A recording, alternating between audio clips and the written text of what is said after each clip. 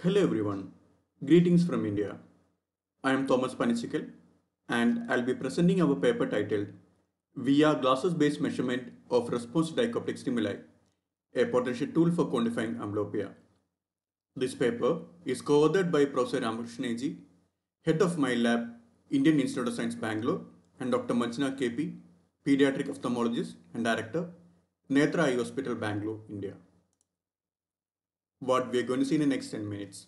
I'll start by explaining what amblyopia is, followed by a quick run through on how amblyopia is currently clinically diagnosed.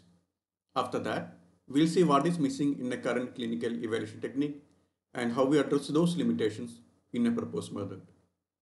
Let's jump in. Amblyopia is a neurodevelopmental disorder that affects vision. The word amblyopia is derived from two Greek words, amblyx and ops, which together means dim vision. For a person suffering from amblyopia, the visual inputs from the amblyopic eye or AE is suppressed at the brain.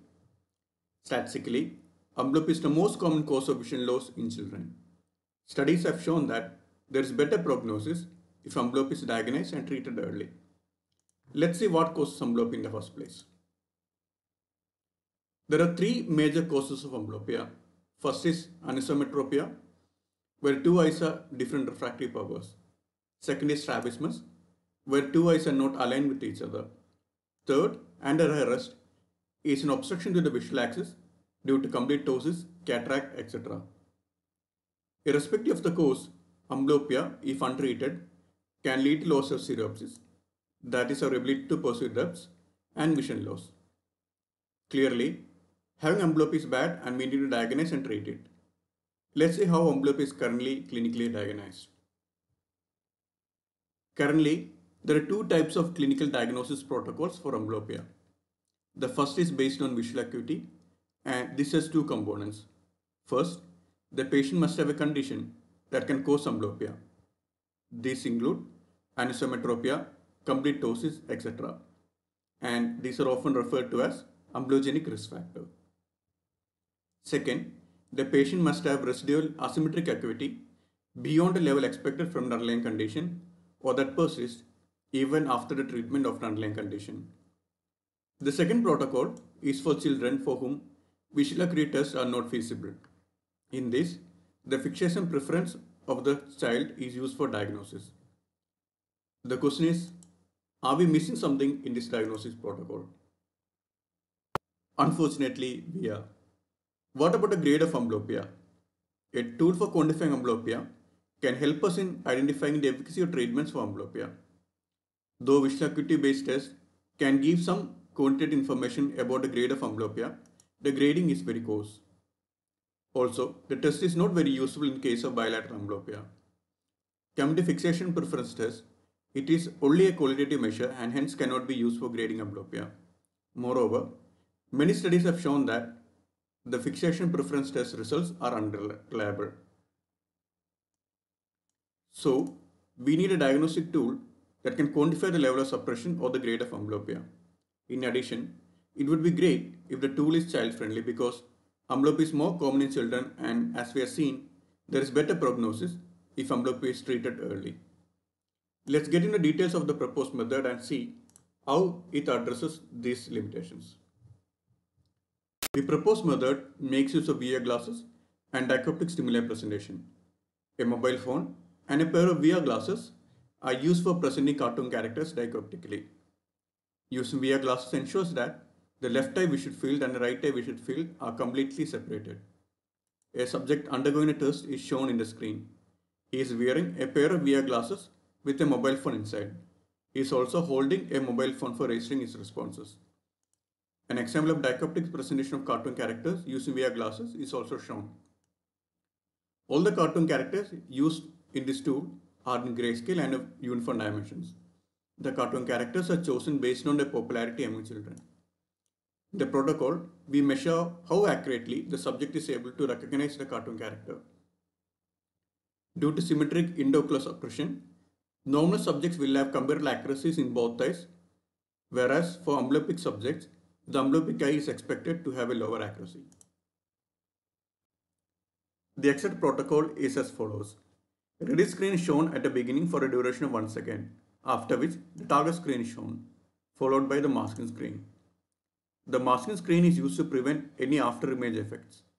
After the masking screen, a similar screen is present for a duration of 150 milliseconds, followed by the response screen. If one of the characters presented dichoptically, the stimulus screen is same as the binocularly presented character in the target screen. The subject has to touch anywhere on the screen on the mobile phone in his or her hand to record the response. An end screen is shown after 60 trials. The total duration of 60 trials is less than 8 minutes. The software for stimulus presentation is programmed such that out of the 60 trials, the cartoon character presented in a target screen will be same as one of the characters presented in the stimulus screen. This protocol was tested on 2 cohorts of participants. Let's see the details of the participants. The first cohort consists of 53 subjects with normal vision and no strabismus. This criterion was chosen to ensure that the participants are not amblyopia. Cohort 2 consists of 6 amblyopia children.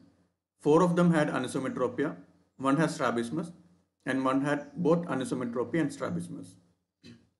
Let's see how the participants performed in a test. The accuracies of left and right eyes for the participants in cohort 1 are shown here. The accuracy values of left and right eyes are statistically equivalent as shown by two one-sided titers.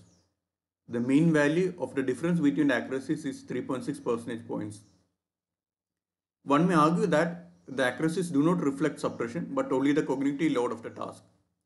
To verify this, the control subjects also underwent a monocular task in which the cartoon characters were monocularly presented. The mean accuracy is higher by 20% in this case, clearly indicating that the reduction in accuracy during dichotomic presentation is due to intraocular suppression. The results in case of amblyopic subjects are shown here.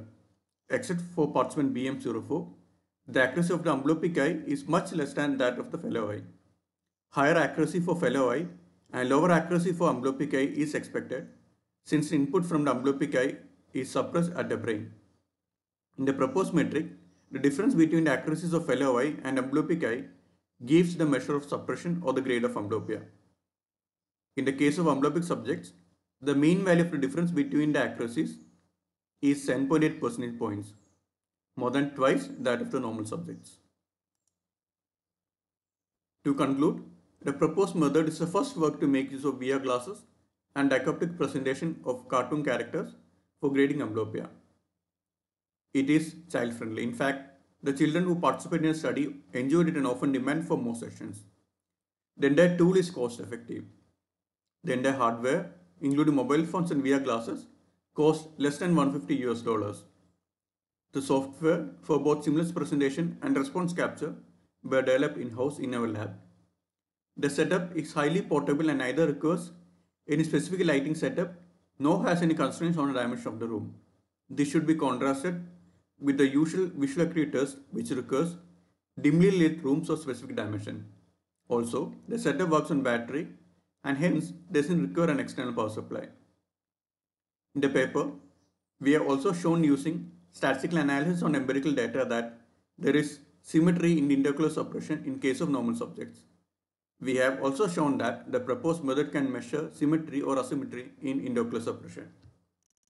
We believe that the tool we developed can be used for cost-effective grading of amblyopia, which will, in turn, help in providing proper treatment for those suffering from amblyopia. Thank you.